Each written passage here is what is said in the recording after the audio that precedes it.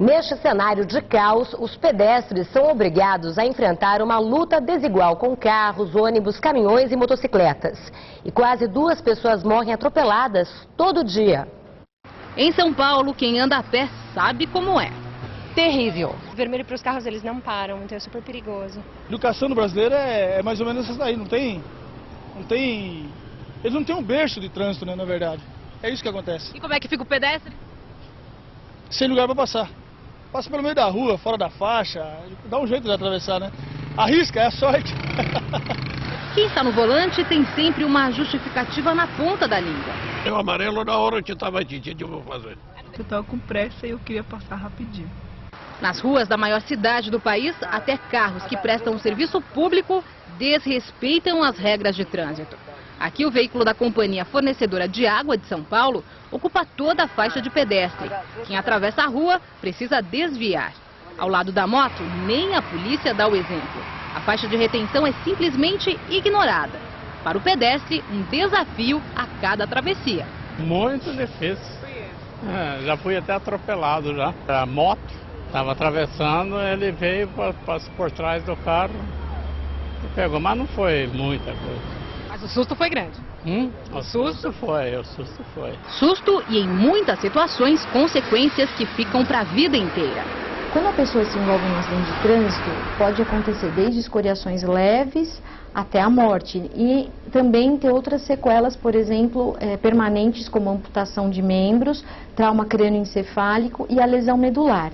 E na lesão medular você pode ter tanto a paraplegia, que é não mexer os membros inferiores, como a tetraplegia, que é não mexer os membros superiores e inferiores. Segundo a médica da ACD, Hospital Especializado em Deficientes Físicos, as vítimas de acidentes de trânsito têm crescido ano a ano. Uma questão de saúde pública e que gera grande preocupação, porque quase metade das mortes no trânsito de São Paulo é causada por atropelamentos. Esse ano, de janeiro de 2009 a setembro de 2009, a gente atendeu 157 pacientes numa triagem que a gente faz na clínica de lesão medular, e desses 40% foram pacientes sequelados por acidente de trânsito. Mesmo que os motoristas em algum momento também estejam do lado de cá como pedestres, ainda falta muita consciência em relação a quem está a pé e, portanto, numa situação mais frágil e de desvantagem. Prova disso são os números aqui de São Paulo. Por dia, são quase 2 mortes de pedestres na cidade. Um aumento de mais de 4% no primeiro semestre deste ano em relação ao mesmo período do ano passado. E uma das grandes ameaças são as motos. Levantamento feito pela Companhia de Engenharia de Tráfego de São Paulo: de cada 4 motos, 3 invadem a linha de retenção e ameaçam a travessia de quem está a pé. Além da pressa, a impunidade também pode ser um dos motivos.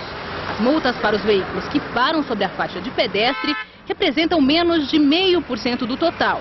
Mas a CET garante que reforçou a fiscalização e que as multas para esse tipo de infração saltaram 60% no primeiro semestre do ano. Outro problema é a falta de sinalização, como essas faixas que estão simplesmente sumindo da rua. Em busca de uma solução, até o Ministério Público já entrou com uma ação civil contra a Secretaria de Transportes e a CET, com base em 50 denúncias de irregularidades.